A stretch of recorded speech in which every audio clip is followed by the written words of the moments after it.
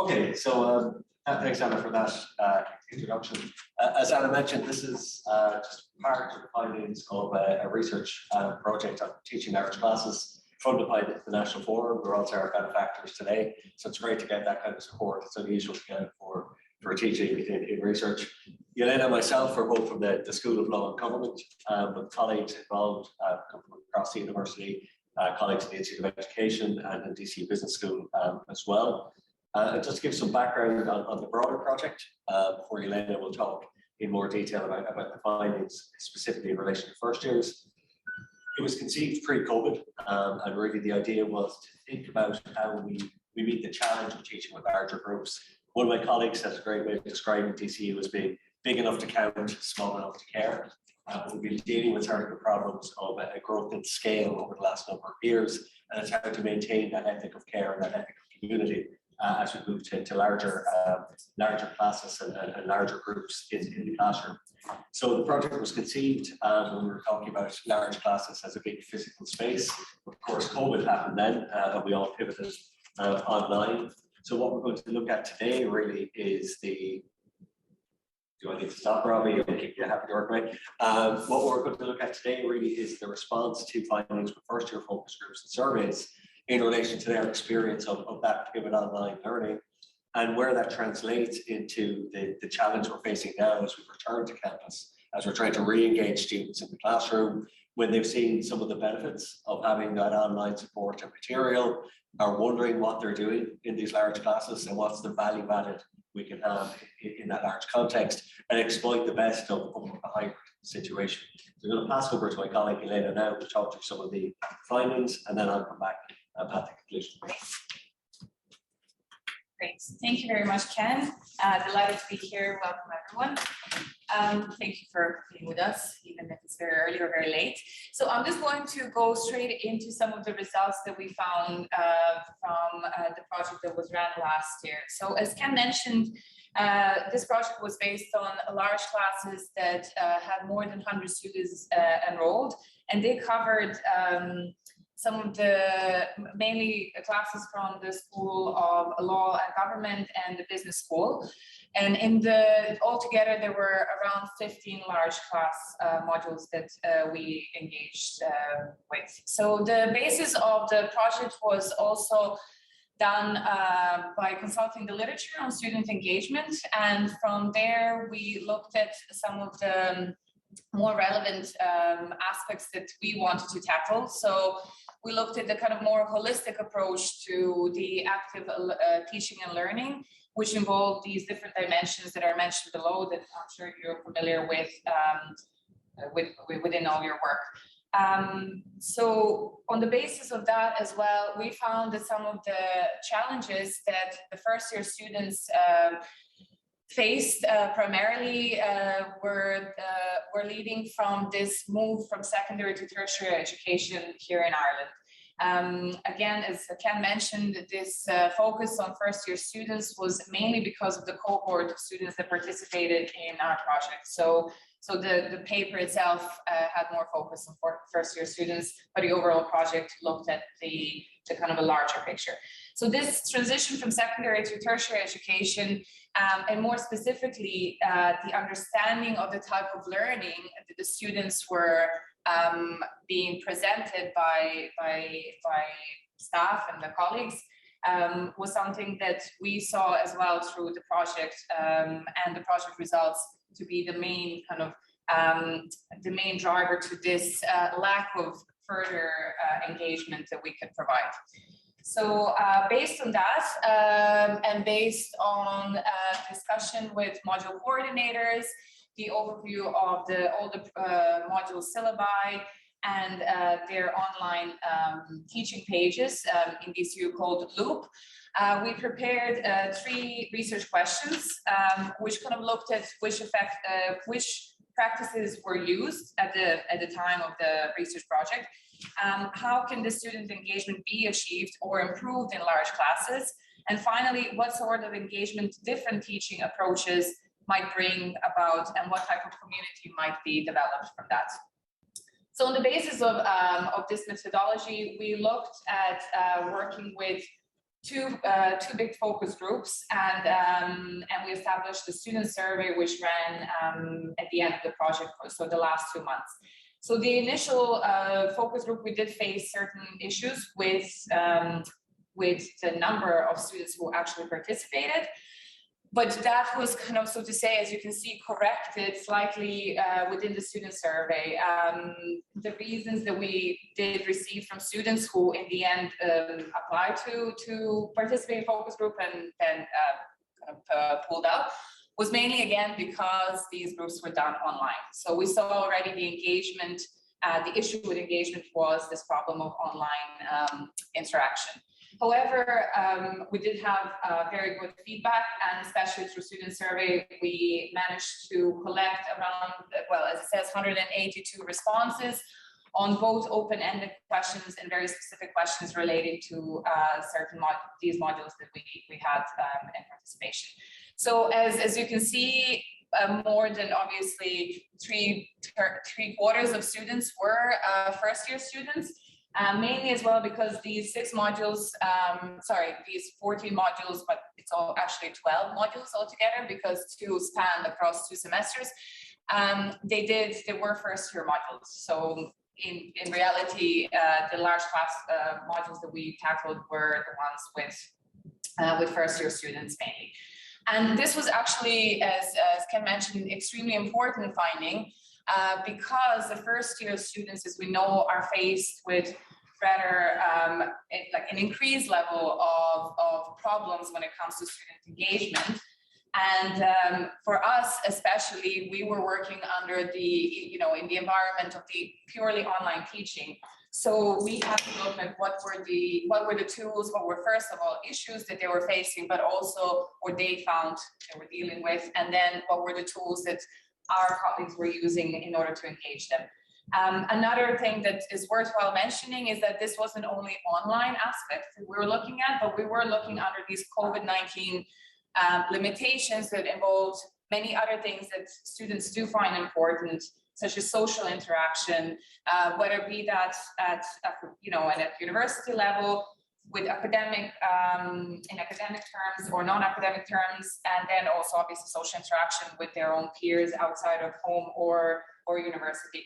Then of course, just physically not being able to leave their home, having some technical issues, those things were also worth to consider for any future kind of research that we might do on this. So some of the key findings, as I'm sure we're aware of now, were that after most of the COVID issues, were that face-to-face teaching was a key to better student engagement. Again, based on first-year students' experience, they were talking about experience that they didn't actually have. So then again, for that reason, the hybrid teaching was for them one of the kind of more effective ways to engage. So using both online and face-to-face tools. And I think this is probably the biggest value of the results that we're going to show you here, is that most of these tools that we extrapolated for this paper are the ones that were used online but can actually be used face-to-face. So that's something that will be kind of most relevant for future research. And as we mentioned in the paper as well, probably the most important thing that we found was that the actual motivation to participate in large class environment and to be taught in large class environment was there. And for that reason, this was not an issue that we thought we had to tackle. So us as educators would then focus more on the tools that we use during the large class teaching and learning in order to engage these students. So just briefly to obviously go through some of the issues that the students raised, that then linked to the recommendations that they made. Some of these related to the content presentation, as you will see, and that did deal with the ways that the hour that we had was used. So whether it be that the time spent was only done through presenting the content and not engaging the students by asking them questions, or not even staying after class and things like that. So there were a lot of issues that were kind of in this relation to the content presentation.